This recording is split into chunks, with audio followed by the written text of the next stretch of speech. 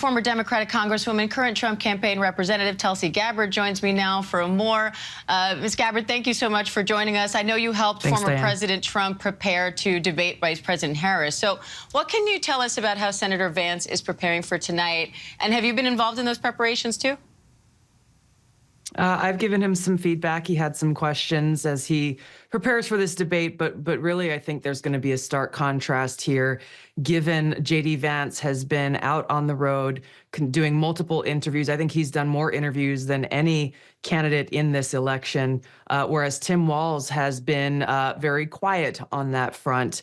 He has done, I think, one formal interview with Kamala Harris with CNN, but otherwise hasn't really put out very much information about where he stands and his advocacy and accounting for Kamala Harris's record.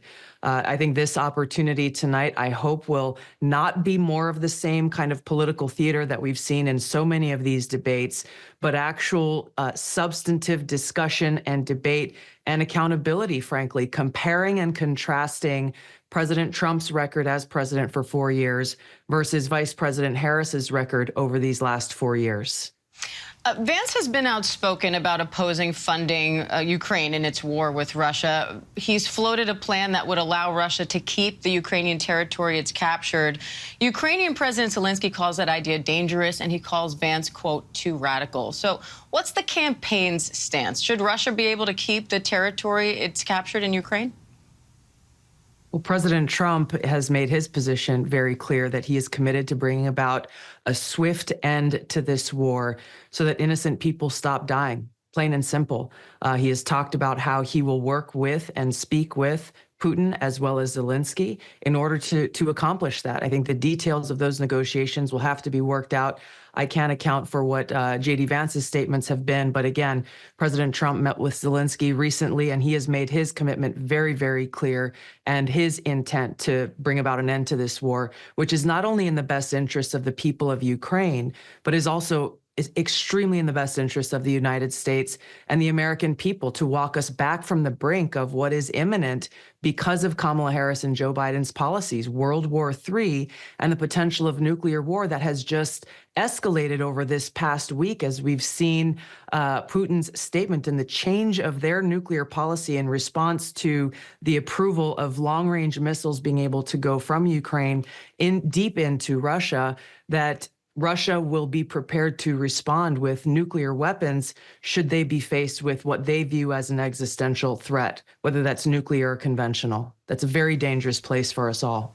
So can you say more on the campaign stance here? Because Trump met with Ukraine's President Zelensky last week. He said he learned a lot in that meeting. Zelensky said they both share this common view that the war must stop and that Ukraine must win. And Trump, for his part, said that he can work out a deal that's good for both sides. So what do you think that deal looks like? How do you expect Vance to answer questions about that tonight?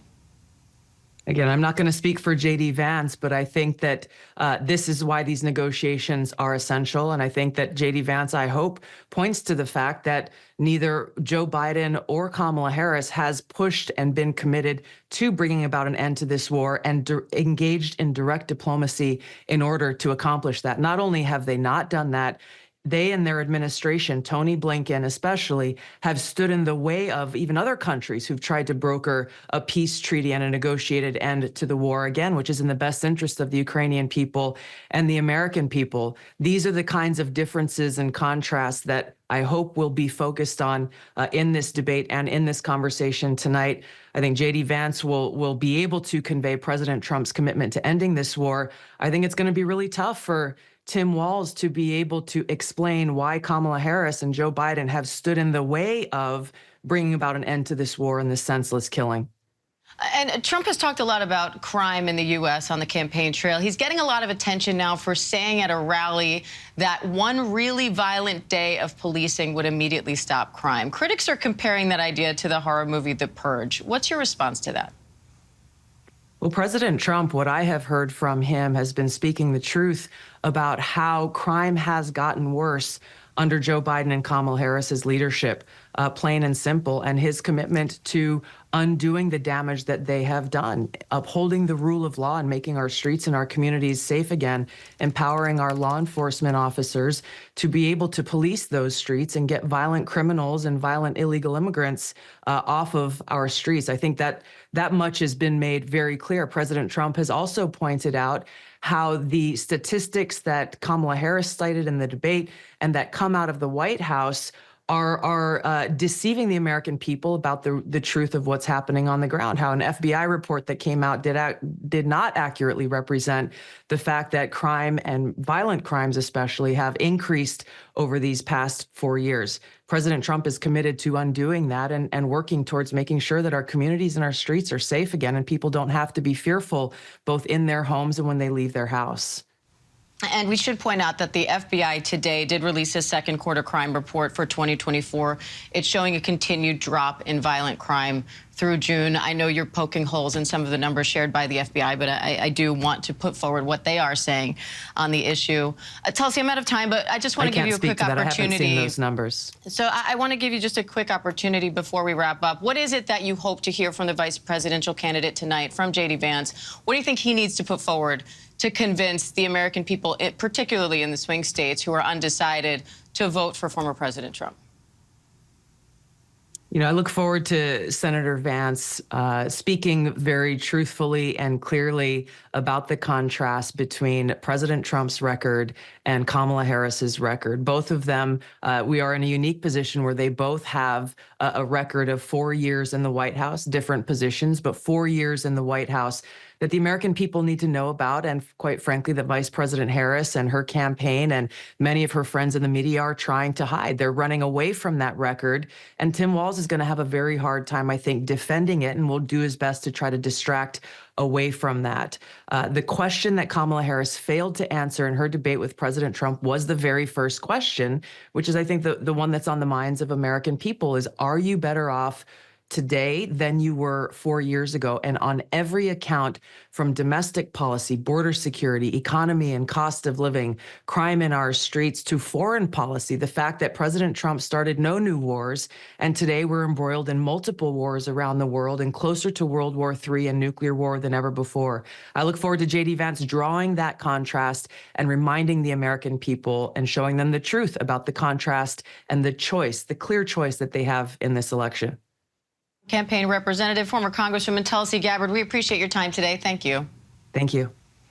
And I want to bring in ABC's Jay O'Brien for more on this. Jay, a lot to cover here. I want to start with the World War III accusations that we just heard from the former Congresswoman. What are you hearing on Capitol Hill from lawmakers who are actually talking about the war in Ukraine, the crisis in the Middle East? Is there a big concern about a potential World War III and the way the Biden administration is handling this?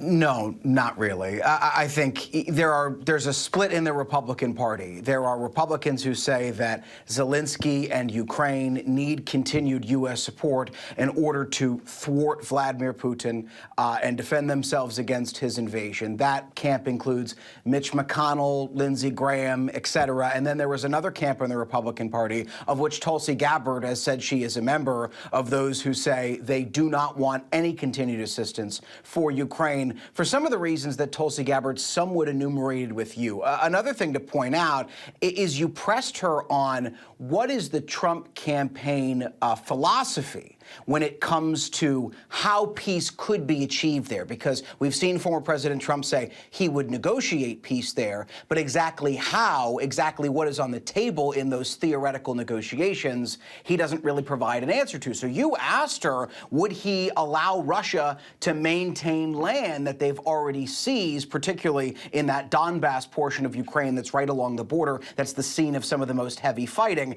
And she said that former President Trump, wants to negotiate peace. He says he will negotiate peace. He wants to talk with Zelensky. He wants to talk with Putin, et cetera, but doesn't really answer the question as to what exactly is on the table. And that is noteworthy because if there are certain things that Russia doesn't want on the table, then, for instance, that would blow up the negotiations on the Russian side. Same goes for Ukraine. If there were certain things that Ukraine didn't want, that would blow up the negotiations. So there's that broad stroke, we want to achieve peace, but not actually the details enumerated right now as to how they would want to do that. And Jay, we talked about crime. This is an issue that is an interesting one. Looking at polls over the past few months, often Trump is considered more trusted on the issue of crime.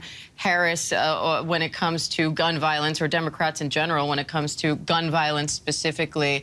So how do you expect this new FBI report to play into this? They're saying that 2024 showed a continued drop in violent crime, but they're also saying that doesn't include major cities like Chicago and Los Angeles. And that's the point that the Trump campaign has made, and Tulsi Gabbard did it a little bit in her conversation with you just a moment ago, that, you know, when the Trump campaign is met with this fact that the FBI, not just in this report, but in subsequent reports as well, has shown violent crime decreasing, what the Trump campaign hits back with is, yes, but that doesn't include some major cities in this preliminary report, this 2024 report, and it doesn't include certain crimes in certain cities like carjackings in Washington, D.C., for example. But it's worth pointing out that in this report, it doesn't include, for instance, Los Angeles, if I recall correctly, and Chicago. Violent crime is also down in those cities, too. And so when the Trump campaign is fact-checked with this, they try to poke holes in this report. But if you look at the macro numbers that the FBI is putting out,